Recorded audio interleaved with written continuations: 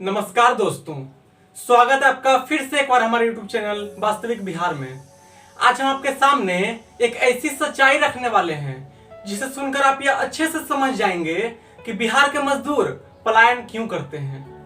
क्यों आज बिहार से एक बड़े पैमाने पर मजदूर वर्ग सैकड़ों हजार किलोमीटर दूर अन्य राज्यों में जाकर मजदूरी करने को विवश और लाचार हैं, और मजदूरों के पलायन का आखिर जिम्मेवार है कौन।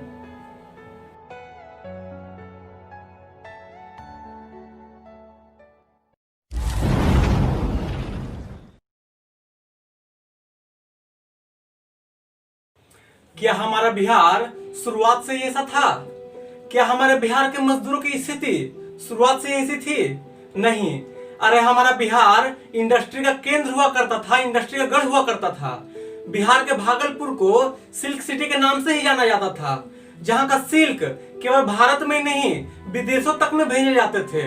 हमारे बिहार में चीनी की बड़ी बड़ी मिलें हुआ करती थी, जहां के चीनी केवल भारत में ही नहीं विदेशों तक में भेजे जाते थे।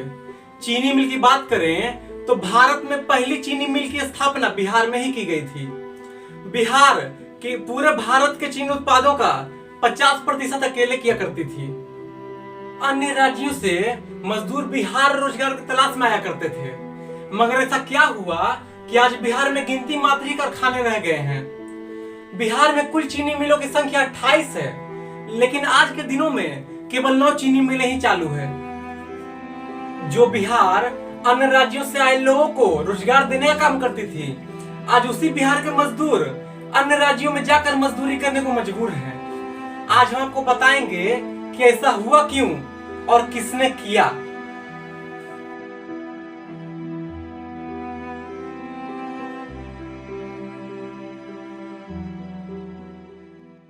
बात उन दिनों की है जब बिहार इंडस्ट्री क्षेत्र में काफी तेजी से उभर रहा था। यहाँ इंडस्ट्री बैठाने के लिए जगह, बिजली, पानी तथा मजदूर की कोई कमी नहीं होने की वजह से बड़े बड़े इंडस्ट्री मालिक बिहार की ओर आकर्षित हो जाते थे। इंडस्ट्री मालिकों में यहाँ पूंजी निवेश करने की होड़ मची थी। जैसा कि हम सभी जानते हैं, फैक्ट्री जितनी बड़ी होगी वहां मजदूरों की आवश्यकता भी उतनी ही ज्यादा होगी, और फैक्ट्रियों में हर जाति, धर्म तथा समुदाय के लोग काम करते हैं। इसी बात का फायदा उठाते हुए हमारे सत्ता के भूखे और लालची नेताजी ने लोगों को जाति धर्म के नाम पर भड़काना शुरू किया, और इसने धीरे धीरे रंग ले लिया एक दंगे का।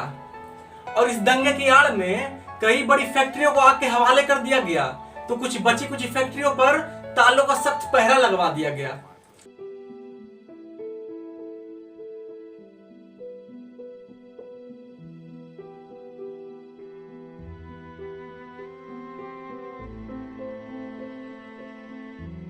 और ऐसा हुआ क्यों? क्योंकि इंडस्ट्री मालिकों ने नेताजी के द्वारा भेजे गए गुंडों को हफ्ता देने से या कह लिए रंगदारी देने से इनकार कर दिया था। कितने ही बेकसूर मजदूर नेताजी के द्वारा लगाए गए आग के शिकार हो गए, जिनके लाशों को उठाने वाला कोई नहीं था, थे तो केवल चील और कौवे।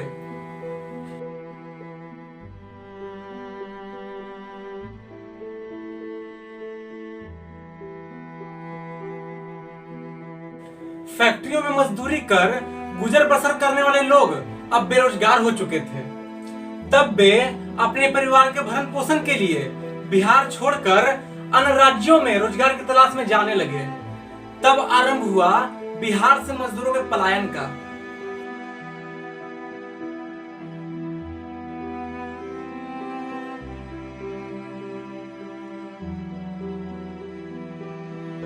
जो मजदूर तथा किसान बिहार में रह गए थे, उनके हाथों से हल छीनकर उन्हें कट्टा थमा दिया गया कि ये लो बंदूक और जाओ उन छोटे फैक्ट्री के मालिकों से हफ्ता वसूल कर लाओ।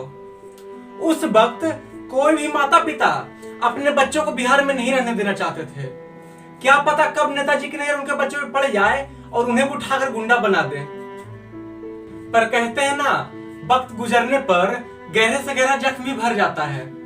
भागलपुर दंगे की आग धीरे धीरे बुझने लगी थी, और एक लंबे अरसे के बाद बिहार में फिर से बड़ी फैक्ट्रियों ने दस्तक दी, पर सरकारें आज भी वही थी। और नेताजी ने फिर से एक बार अपने गुंडों को फैक्ट्री मालिकों के पास रंगदारी करने भेज दिया, जिन्होंने भी नेताजी के इस बम्पर ऑफर को ठुकराने की हिमाकत की। या तो उन्हें मौत के घाट उतार दिया गया या तो उनके बीवी बच्चों को अगवा कर लिया गया। अब धीरे धीरे बिहार से सभी बड़ी कंपनियां लौटने लगी और तब आरंभ हुआ बिहार में एक जंगल राज का। और इस जंगल राज में कोई भी मजदूर दोबारा कदम रखना नहीं चाहता था। मजदूरों का पलायन दिन पर दिन बढ़ता ही गया। सवाल भूखे पेट का था और पेट पालने के लिए मजदूरों ने अन्य राज्यों की फैक्ट्रियों में काम करना अपना मुकद्दर समझ लिया, जिन्हें हम माइग्रेंट्स कहते हैं। जी हाँ, दिहाड़ी मजदूर। फिर एक वक्त आया जब बिहार के लोगों ने जंगल राज को खत्म करने का मन बना लिया और सरकारें बदल दी गई। लोगों को उम्मीद थी कि बिहार पुनः पहले जैसा हो जाएगा। बिहार की स्थिति तो पहले से सुधर गई, मगर इस नई सरकार में भी यह हिम्मत नहीं हुई कि उस मर रही फैक्ट्री को फिर से एक नया जीवन दे सके और मजदूरों के पलायन को रोक सके।